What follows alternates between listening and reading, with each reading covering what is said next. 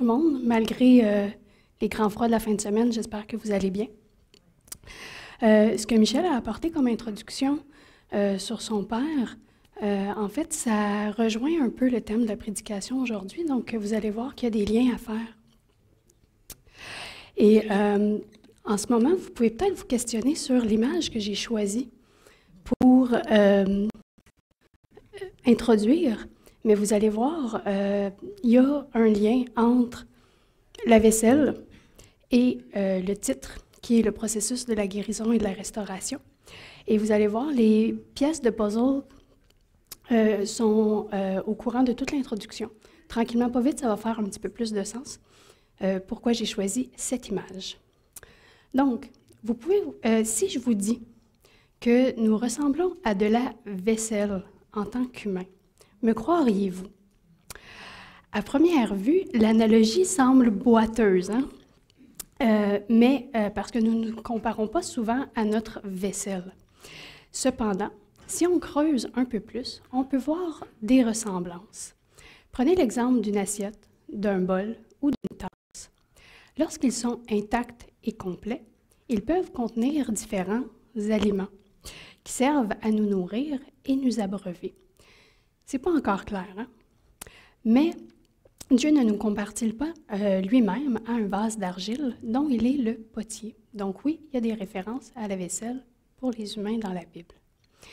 Mais dans le cas de la vaisselle ou du vase d'argile, tous deux, lorsqu'ils sont brisés, lorsqu'ils sont en pièces, leur utilité ne semble plus exister. Ils ne peuvent plus contenir d'aliments ou de liquides. Nous ne pouvons plus les remplir. Par exemple, nous ne pouvons pas déposer de la soupe dans un bol qui est fracturé. Celle-ci s'échapperait par les crevasses. Pas plus que nous pouvons manger, de façon sécuritaire du moins, dans une assiette éclatée en morceaux. Mais si je vous disais que malgré les fractures, les pièces éparpillées au sol, tout n'est pas perdu. Ce n'est pas la fin. La vaisselle peut toujours servir puisqu'elle peut être réparée et restaurée. Peut-être que le lien avec la vaisselle commence à faire un peu plus d'allure dans vos têtes. Et si je vous pose la question, connaissez-vous le procédé de réparation japonais appelé kintsugi? En voici la description que j'ai trouvée en ligne. Le kintsugi est une ancienne technique japonaise de réparation d'objets qui consiste à raccommoder les zones cassées avec de la laque mélangée ou saupoudrée de poudre d'or. Au lieu de jeter les céramiques cassées ou endommagées, cet art donne une seconde chance aux bols, aux tasses ou aux vases qui sont embellis par ce travail minutieux. En voici des exemples. Donc, vous voyez que les crevasses sont remplies par de l'or. Mais maintenant, qu'en est-il de nous, en tant qu'humains? Pouvons-nous être réparés? Pouvons-nous être restaurés? Mais avant de répondre à cette question, j'aimerais que nous lisions ensemble la première partie du psaume 23, c'est-à-dire les versets 1 à 4, qui sont comme suit. « L'Éternel est mon berger, je ne manquerai de rien. Grâce à lui, je me repose dans les prairies verdoyantes. C'est lui qui me conduit au bord des eaux calmes. Il me revigore, et pour l'honneur de son nom, il me conduit sur le droit chemin. Si je devais traverser la vallée où règnent d'épaisses ténèbres, ou, plus souvent traduit par « si je devais traverser la sombre vallée de la mort », je ne craindrai aucun mal, car tu es auprès de moi. Ta houlette me conduit et ton bâton me protège. » C'est la parole de Dieu pour nous ce matin, qu'elle nous aide à voir la puissance restauratrice de Dieu dans nos vies, ainsi que sa bonté. Alors, pour revenir à la question, qu'en est-il de nous? Eh bien, bonne nouvelle, nous aussi, nous pouvons être réparés, nous pouvons être restaurés, tout comme de la vaisselle. Si la vaisselle peut être réparée et restaurée par le procédé japonais kintsugi, Dieu, qui est notre potier, peut nous guérir et nous restaurer. Le kintsugi est également utilisé comme une métaphore pour la résilience humaine. Une personne peut subir un traumatisme, être endommagée, puis renaître plus belle et plus forte. Il y a donc de la beauté dans le processus de restauration Et nous pouvons aussi trouver de la beauté dans le produit restauré. Mais trouver de la beauté ici, ça ne dénigre pas la douleur ou l'épreuve d'être brisé. Pas plus que ça ne nie l'effort nécessaire pour guérir. Si vous vous souvenez de la description du kintsugi, ça dit que c'est un effort minutieux. Donc, ça prend du temps, ça prend de l'effort pour arriver à un produit fini, restauré. Le fait de trouver de la beauté dans la restauration, c'est seulement que si nous repassons tous les moments de notre vie, nous pouvons trouver de la beauté dans nos vies et même dans les instants difficiles. Et même si ces instants difficiles peuvent laisser des cicatrices. Je vais prendre mon exemple personnel. Si vous me regardez, mon apparence est, somme toute, normale. Et pourtant, comme plusieurs d'entre vous le savez, j'ai vécu des moments très difficiles au niveau de ma santé, et ce, dès ma naissance. Étant une grande prématurée, mon corps n'a pas eu le temps nécessaire pour finir de se former complètement. Je vis donc avec des handicaps physiques permanents. Donc, permanent veut dire à toujours. Et pour aider ma condition, même si c'est permanent, j'ai subi plusieurs opérations, plusieurs traitements médicaux, et même je dois prendre des médicaments sur une base régulière, voire quotidienne. Et malheureusement, ou heureusement, tout dépendant de quel bord vous voulez voir, c'est pas fini. J'en ai pour le reste de mes jours à vivre ces situations-là. Les chirurgies et interventions que j'ai vécues par le passé, ben oui, elles m'ont laissé différentes cicatrices. Et plus récemment, en 2022, j'ai subi une période plutôt désagréable au niveau de ma santé. Plusieurs facteurs ont affecté ma vie et mon corps. J'ai donc dû ralentir, aller consulter des spécialistes qui suivent ma condition médicale depuis des années. Et c'est encore en cours d'ailleurs, il y a des diagnostics qui ont été posés, mais ce n'est pas terminé.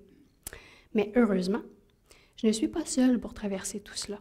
Non seulement je suis entourée d'une équipe médicale compétente, d'une famille aimante, d'une communauté de foi fortifiante et encourageante, je suis également accompagnée et protégée par Dieu. Je suis donc accompagnée, soutenue, protégée. Et oui, même si aujourd'hui, il y a encore des points en suspens, mon corps reste imparfait et handicapé et que j'ai des cicatrices, je me considère restaurée. Pourquoi? Parce que ma perspective a changé. J'ai vu ma vie et mon corps comme un témoignage à la gloire de Dieu. Dieu a pris le vase endommagé et brisé que j'étais et que je suis toujours, lui a appliqué de l'or et l'a restauré. Bref, mes différentes épreuves vécues au cours de mes années de vie, et plus récemment surtout, m'ont permis de me confier en Dieu et d'approfondir des notions de restauration, de protection, de réconfort et d'espérance. Donc aujourd'hui, inspirée par ma propre vie, j'aimerais vous faire part des réflexions que j'ai eues sur le processus de restauration que nous pouvons avoir en Dieu. Voici ce que j'aimerais vous proposer ce matin. Un parcours qui débute avec les psaumes de façon générale et qui ensuite, par entonnoir, pour réduire, se tourne vers le psaume 23, les versets 1 à 4, et ces mêmes versets se séparent en deux parties. Donc, le verset 1 à 3 sous le thème de la restauration et le verset 4 sous le thème de la protection et du réconfort. Commençons donc par les psaumes.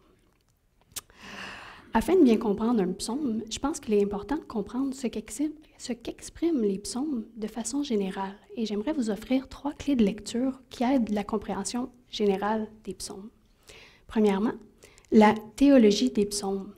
Les psaumes sont des écrits poétiques. Ils sont des chants, ils sont des louanges que l'homme adresse à Dieu. Ils ne peuvent donc pas être lus de la même façon que des écrits historiques ou que les évangiles. Ce ne sont pas non plus des traités doctrinaux ou des sermons. Les psaumes communiquent donc non pas par l'intellect, non par l'intelligence, mais par les émotions, parce qu'ils font participer le lecteur et lui font vivre quelque chose. La poésie et le chant, sont tous deux des actes théologiques, mais ce sont des actes théologiques plus subtils qu'une prédication ou qu'une étude biblique. Mais ils modèlent tout autant, sinon plus, l'imaginaire du croyant, parce qu'il est question d'expériences personnelles, de vécu, d'émotions, de vie communautaire, de souffrance profonde, d'allégresse, de joie. Bref, tout ce que nous pouvons vivre dans notre vie à un certain moment est présent dans les psaumes. Donc, les psaumes ont le pouvoir de nous toucher profondément parce qu'ils expriment toute la gamme des émotions. Et vous pouvez peut-être vous demander pourquoi les écrits poétiques ont leur place dans la Bible. Eh bien, c'est tout simplement parce que les psaumes nous apprennent les vérités théologiques véhiculées dans les psaumes entrent plus facilement dans notre conception de la vie. Les psaumes imprègnent donc le peuple de Dieu de la bonne façon de vivre en faisant appel à nos émotions. C'est une façon de réagir à la vie qui nous est proposée à travers les psaumes. Et pour faire du chemin justement sur le thème de la vie, une deuxième clé de lecture, c'est l'expression de la vie. Les psaumes partagent des éléments de la condition humaine. Ils racontent ce qu'on appelle la vraie vie, ce qu'il y a de beau, ce qu'il y a de mauvais. Il s'agit donc de l'expression du cœur de l'humanité qui est question dans les psaumes, de l'expérience humaine dans toute sa diversité. En parcourant les psaumes, en lisant ces différents portraits de vie, nous pouvons voir que des croyants avant nous ont osé exprimer tous leurs états d'âme à Dieu, crier du plus profond de leur désespoir et chanter la gloire de Dieu dans la joie. Ces personnes, certaines bien qu'exceptionnelles comme le roi David, mais tous les auteurs du psautier, ont des dispositions similaires à nous, peu importe leur statut. Les circonstances vont différer, bien sûr, mais les sentiments et les émotions se ressemblent. Et la troisième clé de lecture, la vision du monde. Les psaumes expriment non seulement une variété d'émotions, de réactions humaines, mais aussi elles ont une vision très claire du monde. Et cette vision, c'est que Dieu est en charge. Les psalmistes expriment leurs émotions, leur vécu, mais aussi ils reconnaissent qu'ils doivent s'en remettre à Dieu pour restaurer leur vie. Maintenant que la table est mise, j'aimerais poursuivre avec le psaume 23. Donc, le psaume 23, ici c'est seulement les 3 premiers versets, mais ce psaume exprime plutôt le besoin de réconfort du psalmiste, qui est le roi David. Et c'est aussi un psaume de confiance, puisqu'il exprime la confiance que l'auteur possède en Dieu. Et cette confiance, c'est une confiance que Dieu répond et répondra toujours. Et aussi, c'est un psaume qui parle que Dieu nous restaure, nous protège et nous réconforte. Si nous passons maintenant à la première partie, c'est-à-dire celle sous le thème de la restauration, et nous commençons par le verset 1, le psaume débute avec l'image du berger. Dieu est comparé à un berger. L'image est commune au Proche-Orient. Le roi d'Israël est souvent comparé à un berger pour son peuple, et Dieu, qui est le roi des rois, est comparé à un berger pour son peuple. Pourquoi? Puisque le berger est vu comme un conducteur et un protecteur, et c'était un métier qui était très fréquent en plus. Au Proche-Orient ancien, même encore aujourd'hui, au Proche-Orient tout court, le paysage est plus désertique qu'ici. La terre est aride et l'herbe est coriace. Les sources d'eau ne sont pas fréquentes. Les bergers devaient donc conduire leurs troupeaux de moutons et de brebis, de pâturage en pâturage et de point d'eau en point d'eau. Et que ce soit chemin faisant, dans un champ verdoyant ou le long d'un cours d'eau, le berger devait protéger son troupeau des prédateurs. Les brebis sont des proies assez faciles. Elles ont bien peu pour se défendre contre des lions ou des loups. Elles dépendent donc entièrement du berger, que ce soit pour leur protection, leur nourriture, l'eau et le fait d'être conduit de place en place. L'analogie ici est donc que Dieu est notre berger. Donc, nous dépendons de lui en tant que conducteur et en tant que protecteur. Et il est également notre pourvoyeur. Le psaume nous indique donc que nous ne manquerons de rien si Dieu est notre berger. Et l'image du berger est encore un peu plus parlante parce que si vous pouvez vous rappeler que le roi David, avant d'être roi, était un berger. Donc, il connaissait la description de tâche parfaitement d'être un berger. Il savait que les brebis font confiance au berger et s'en remettent à lui pour pourvoir à ses besoins et à sa protection, et à leur protection plutôt. Pour ce qui est des versets 2 et 3, à première lecture de ces versets, nous pouvons noter que Dieu nous conduit vers des verts pâturages et des eaux paisibles. Les pâturages et l'eau représentent bien sûr les besoins vitaux nécessaires pour les brebis. Par cette image, nous pouvons comprendre que Dieu est notre pourvoyeur. Il prend soin de nous, il répond à nos besoins et il veille sur nous. De plus, ce qui est parlant aussi dans le verset, c'est qu'il est dit que nous pouvons nous reposer. Et donc cela, c'est parlant parce que ça prouve qu'il y a une abondance de richesses. Vous vous souvenez, je vous disais que le Proche-Orient, c'est une place qui est aride et que l'herbe est coriace et en petite quantité, point par point, et que les points d'eau sont petits. Donc, le fait qu'il y a beaucoup de ressources montre que nous pouvons nous reposer. Et il y a plus, parce que si nous pouvons nous reposer dans la plaine verdoyante, donc l'auteur, en collant le Proche-Orient qui est aride et l'image d'une plaine verdoyante, montre que même dans les temps pénibles, Dieu est capable non seulement de répondre à tous nos besoins, mais aussi de nous conduire dans des lieux ressourçants, agréables, paisibles et joyeux. Même si c'est aride autour de nous, on peut quand même trouver quelque chose d'agréable, de paisible et de joyeux. Et ce voyage, donc le voyage que les bergers entreprenaient avec leurs troupeaux, peut être ardu, tout comme pour nous, ça peut être ardu de trouver des points joyeux dans notre vie quand on est en temps aride. Mais Dieu est là, il nous dirige et il nous accompagne. Et cette perle biblique qui est introduite au verset 2, introduit une notion qui est également présente au verset 4, qui est plus développée au verset 4. Mais avant d'aller au verset 4, j'aimerais continuer avec le verset 3. Dans ce verset, David nous indique que Dieu est apte à nous restaurer. Et j'aime beaucoup ce verset, et surtout cette première partie de verset. C'est une que je me suis rappelée beaucoup, un peu comme ta mère, surtout en 2022. Et ce verset se prête à différentes traductions. Celle choisie ce matin dit « Il me revigore », mais ce verset peut être aussi traduit par « Il restaure mon âme »,« Il me fait revivre »,« Il me redonne des forces »,« Il ranime mes forces ». Ce que ça veut dire, c'est que lorsque nos forces sont épuisées, lorsque notre âme est brisée, lorsque notre corps n'en peut plus, Dieu est quand même là et prend soin de nous. C'est en lui et par lui que nous sommes restaurés. C'est parce qu'il prend soin de nous. Hein? Il peut restaurer notre âme, il peut guérir notre être. Dieu ne reste pas spectateur devant ce qui nous blesse. Il agit, que ce soit par lui-même, par l'entremise d'une famille aimante, d'une communauté de foi fortifiante ou d'une équipe médicale. Dieu est là, il agit, il répare, il restaure, il construit. Bref, il œuvre. Il n'est pas absent. Il soulage les douleurs et il apaise l'âme. Et à tout moment, nous pouvons tendre la main vers lui et il la prendra dans la sienne. Peu importe la situation, nous pouvons lui parler et il écoutera. Donc, c'est une source de réconfort de savoir que Dieu participe activement à notre vie. Et la deuxième partie du verset, qui parle de « en l'honneur de son nom », nous parle de la réputation de Dieu. Parce que la réputation d'un berger était proportionnelle, et j'imagine l'est toujours, au bien-être et par rapport au bien-être et à la santé de son troupeau.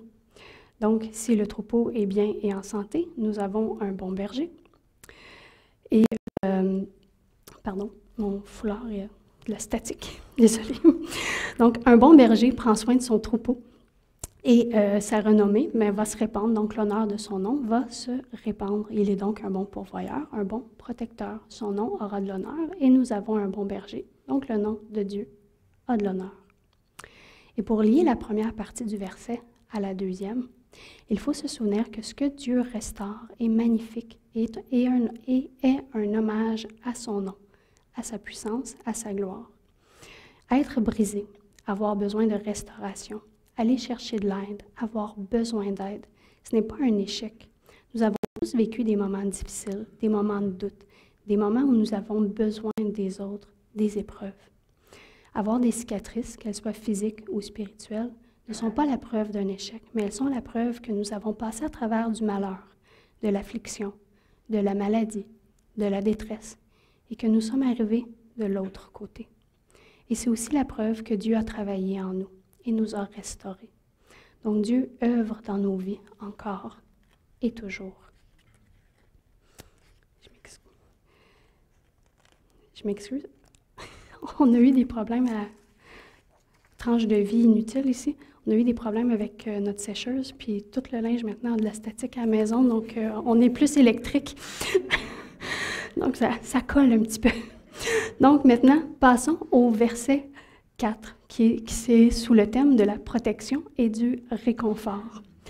Donc, selon certains commentateurs bibliques, le verset 4 est le cœur du psaume. Ce verset énonce donc la vérité centrale, c'est-à-dire la présence fidèle et protectrice de Dieu. Dieu nous accompagne et nous protège, et ce, peu importe les circonstances. Dieu est fidèle envers son peuple, il ne le laisse pas, il reste auprès de nous et nous protège puisque nous sommes son peuple et il est notre bon berger. Pour décortiquer un petit peu plus le passage, certains commentateurs pensent que les ténèbres de la mort ou la sombre vallée de la mort est une expression qui doit être prise littéralement, c'est-à-dire la vallée de la mort est réellement notre mort physique, donc notre décès. Cette interprétation exprime le fait que Dieu nous accompagne même à travers la mort, cette mort qui semble avoir le dernier mot, mais qui ne l'a pas. Cette mort contre laquelle nous ne pouvons rien et envers laquelle nous nous sentons démunis.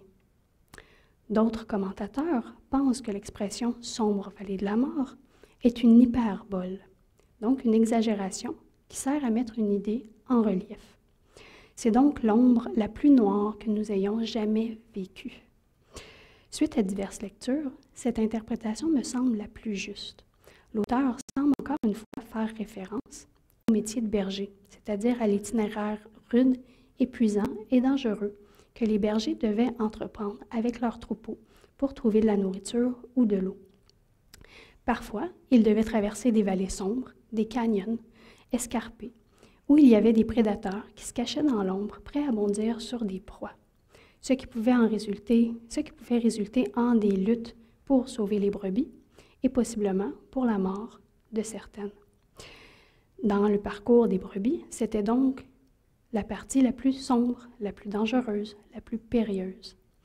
D'ailleurs, la nyctophobie, donc la peur du noir, est une peur très fréquente chez l'humain, surtout chez les enfants, mais elle peut perdurer dans le temps. C'est comme si nous sommes programmés pour avoir peur du noir.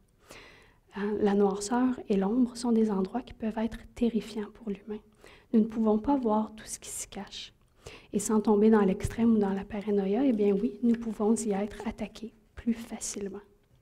Marcher seul la nuit peut être apeurant pour plusieurs. Nos sens sont éveillés, nous sommes à l'affût du moindre mouvement, du moindre bruit. C'est comme quand la maison craque en plein milieu de la nuit, puis tu sais qu'il n'y a personne qui est debout. Donc, la noirceur et les ténèbres font souvent référence au danger ou à la douleur dans notre façon de parler et dans celle des psalmistes. Là, c'est là où nous souffrons le plus, c'est là où nous sommes le plus vulnérables. Mais David nous dit que nous ne devons pas craindre les dangers, la douleur ou toute autre sorte de malheur, parce que Dieu est avec nous. Est-ce que cela veut dire que nous devons avoir une attitude joyeuse face à la douleur? Non. Est-ce que cela veut dire que nous devons nous mettre dans des situations fâcheuses intentionnellement? Bien sûr que non. Nous ne devons pas attendre qu'il agisse, pas plus que nous devons nous réjouir de la douleur. L'explication ici est que Dieu est partout et il voit tout. Il nous accompagne du moment de notre naissance jusqu'à notre mort et même après notre mort. Il veille sur nous dans tout moment, les moments joyeux comme les moments difficiles. Il agit et il vainc son ennemi, notre ennemi aussi. Mais comment Dieu agit-il? Le verset nous dit que Dieu agit avec sa houlette qui conduit et son bâton qui protège. Encore une fois, nous devons nous référer au métier de berger. La houlette est une grande baguette mince qui se termine par un crochet au bout. Cet outil servait à rassembler les brebis, à les guider et à les sauver du danger. Il servait également de support au berger. Le bâton, pour lui, c'est un instrument d'autorité et de défense. Il sert à attaquer les prédateurs pour défendre les brebis. Donc, bien que leur utilité soit différente, la houlette et le bâton sont tous deux une source de réconfort pour les brebis de par leur nature, de par leur utilité. Et en plus, ils sont complémentaires. Alors, même si nous vivons une succession de situations difficiles, la protection, le soutien, l'amour, la bonté de Dieu nous suivent toujours. Il est notre réconfort. Dieu est auprès de nous. Il nous accompagne à travers les épreuves et nous arriverons sains et saufs de l'autre côté. Il est vrai qu'être chrétien ne nous empêche pas de vivre de la douleur sur terre. Même certains versets bibliques nous disent que nous devons nous attendre à de la douleur. Ce qu'il faut se souvenir, c'est qu'en temps de souffrance, nous pouvons nous rappeler qu'être sous attaque, être malade, être seul, n'est pas l'unique expérience de notre vie. Malheureusement, ça peut être récurrent, mais ce n'est pas constant ni éternel, parce que nous résidons dans la maison de Dieu. Et à résider dans la maison de Dieu nous avantage, ça nous donne plusieurs avantages. Donc, ça nous permet de changer notre perspective sur la douleur et la souffrance. Dieu n'est pas un échappatoire ou une béquille face aux épreuves. La présence de Dieu dans nos vies nous permet de faire l'expérience de l'abondance, du repos, du bonheur, et ce, malgré la douleur, le vert pâturage, même si c'est aride autour. Nous pouvons donc trouver des petites sources de joie et de ressourcement en tout temps. Ça, c'est des traces que Dieu nous laisse dans notre vie, afin que nous pouvons nous souvenir de sa bonté en tout temps et t'y accrocher. Ensuite, nous avons un allié dans notre coin. Dieu est notre défenseur, il est notre soutien. Nous avons toujours notre place auprès d'un Dieu qui nous restaure, qui nous relève et qui nous protège. Il est présent pour réparer le vase brisé que nous sommes avec de l'or. Il nous répare avec de l'or, afin que notre restauration soit magnifique et en l'honneur de son nom. Comme la vaisselle réparée avec le procédé kintsugi, qui est plus belle et plus précieuse parce que oui, elle est réparée avec de l'or, elle est également unique. Donc, elle est belle, précieuse et unique, et nous le sommes tout autant. Il y a donc de la beauté dans le processus de restauration. Nous pouvons trouver de la beauté dans le produit restauré ou dans l'humain restauré par les mains d'un Père qui est aimant. Aussi, rester auprès de Dieu nous permet de lui exprimer toutes nos émotions, et ce, peu importe leur nature. Pourquoi? Parce que nous avons établi un lien de confiance avec lui. Là, on parle un peu de communication, puis vous pouvez me répondre, oui, mais le psaume 23 ne parle pas vraiment de communication. Mais en fait, oui, parce que David se permet de communiquer tout son état d'âme à Dieu. Pourquoi? Parce qu'il est en confiance avec Dieu. Nous pouvons également nous confier entièrement à lui, sans réserve. Nous pouvons donc prendre exemple sur David, qui lui, lorsqu'il a écrit le psaume 23, avait besoin d'aide. Il s'est permis de dire « Seigneur, j'ai besoin de toi, mais je te fais confiance pour la fin. Je sais que tu ne me quitteras pas. » Et les vérités théologiques citées ce matin nous appellent à mener une vie devant Dieu en communiquant avec lui, parce que nous aussi, nous avons un lien de confiance avec lui. Nous pouvons donc communiquer de façon sincère et franche. Et si nous bordons nos communications avec Dieu à des banalités, si nous limitons donc nos interactions avec lui, et nous limitons ces interactions avec nous, parce que nous ne serons pas là pour voir ce que Dieu fait dans nos vies et ce qu'il a à communiquer, à nous communiquer plutôt. Notre relation restera donc superficielle, ce qui est à l'opposé de ce que David a comme relation avec Dieu. Dieu veut des discussions réelles avec nous, une relation authentique, dynamique, où nous parlons de tout. C'est cela qui rend notre relation avec Dieu puissante et transformatrice. Et j'ajouterais que si nous nous coupons de discussions franches avec Dieu, nous ne pouvons pas avoir une vision claire de qui il est réellement. Nous ne connaissons pas réellement, véritablement, la personne qui écoute nos prières. Si nous pensons que nous ne pouvons pas confier toutes nos émotions à Dieu, toute notre vie à Dieu, est-ce que ça veut dire que nous pensons que Dieu ne peut pas recevoir tout ce que nous avons à lui dire? Est-ce que ça veut dire que nous ne voulons pas déranger Dieu avec nos problèmes? Et pourtant, verset après verset, la Bible nous apprend à nous confier à Dieu. Rien n'est trop grand ou trop petit pour lui.